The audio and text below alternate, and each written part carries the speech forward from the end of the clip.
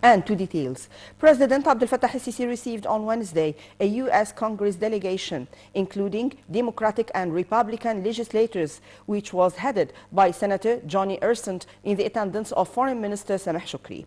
The meeting centered on the significant strategic partnership and the close ties binding the two nations, in addition to the current situation in the Gaza Strip. President el-Sisi stressed the significance of reaching a just and comprehensive settlement for the Palestinian cause through holding an independent Palestinian state, according to international references. The president reiterated that the current priority is reaching a ceasefire and protect Palestinian civilians, as well as entering sufficient humanitarian aid into Gaza.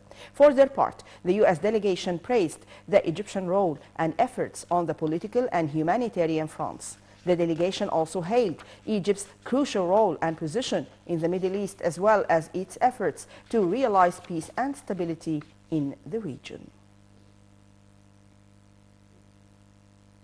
President Abdel Fattah el-Sisi received a phone call on Wednesday from Greek Prime Minister Kyriakos Mitsotakis. President el-Sisi hailed the strategic ties binding Egypt and Greece and expressed his keenness to boost bilateral relations in various domains during the coming stage.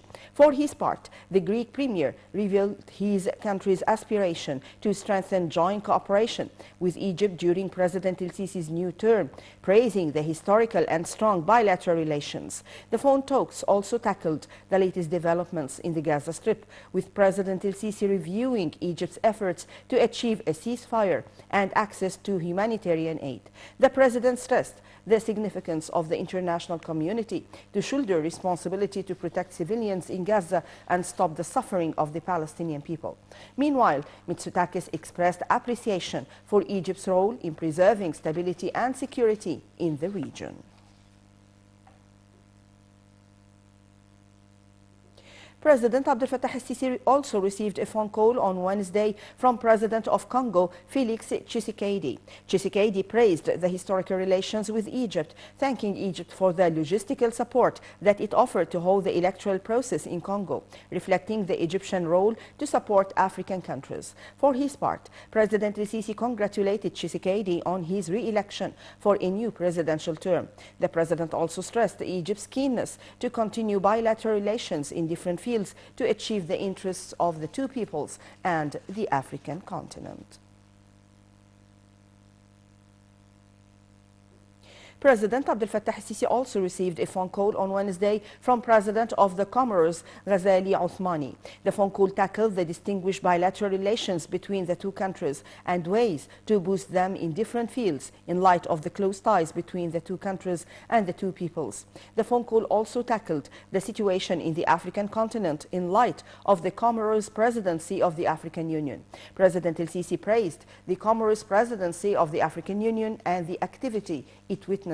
The two leaders also discussed efforts that prevail peace and security in the African continent, stressing the importance of concerted efforts to enhance the process of stability and development in the continent and to preserve the unity and sovereignty of its countries. Prime Minister Dr. Mustafa Madbouli held on Wednesday a press conference following the weekly cabinet meeting. The Prime Minister tackled the latest economic developments amid the current challenges and global crisis. The Premier reviewed the progress achieved within the country's economic reform program, where he said that the state shouldered burdens to provide strategic goods at suitable prices. The Prime Minister asserted that the state also took several measures to provide subsidies to the most needy brackets. He also reiterated that the state offered electricity subsidies at about £90 billion during 2023. At the end of the press conference, the Prime Minister affirmed that the state had provided incentives to support private sector.